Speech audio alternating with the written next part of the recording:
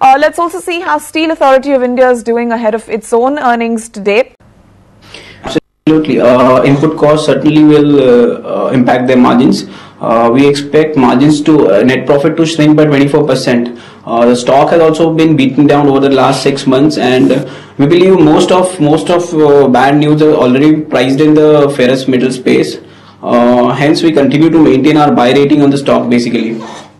Okay, so it's a buy rating on Steel Authority. Do you think then that things are changing from here on, Bhavesh, that they are going to be able to better combat these input prices, because those input prices don't seem to be cooling off in a hurry? Basically, the input inflation would come from coking coal prices. Coking coal prices have risen significantly only because of flooding situation in Australia, which we believe will normalize soon, and since drop in coking coal price will result in margin improvement from second half of fiscal 2012 for steel companies. So we believe the margins will bottom out in the first half of 2012. Okay, so this buy call that you're maintaining, is it at current levels, or do you wait for a certain level to be hit by the stock before one can initiate picking up the stock, Bhavesh? I think one can look to build long positions at current levels also. We think that lot of negative news is already priced in the stock, so don't see further downsides. Bhavesh, how do you expect this whole input situation is going to behave for the company next couple of quarters? I mean, coking coal, iron ore, SAIL doesn't have the kind of backward integration that perhaps the Tata Steel has. How will it be next couple of quarters? As far as iron ore is concerned, SAIL is certainly 100% integrated for iron ore. As I said, coking coal prices should decline from next quarter onwards. Next quarter means second quarter of FY 2012.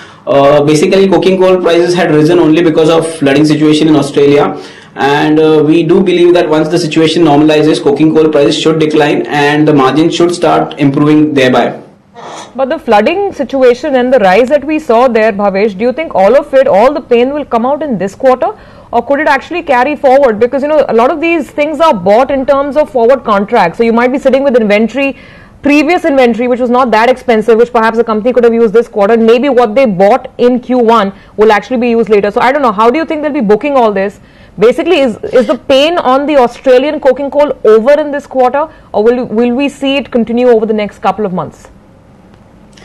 Certainly, it's not over. The coking coal contracts for April quarter have been signed at $330, which is close to 47% QOQ rise. So again, next quarter will be again a bad quarter for SAIL. We believe margin should decline QOQ and YOY again for the next quarter. Having said that, as I said, that everything is priced into the stock. There is nothing negative surprise about it. So Bhavesh, what kind of returns can one expect from Steel Authority from here on, say over the next 1 year, compared to the other choices within the pack? Do you have any other choices, for instance? Yeah, basically we are bullish on most of the ferrous metal space. Even JSW and Tata Steel are looking good to us. As far as SAIL is concerned, we expect 20% upside in 1 year time. Okay, Bhavesh, stay with us if you can a couple of minutes. I think we can also go through the conference call which Crompton Greaves is holding for analysts right now.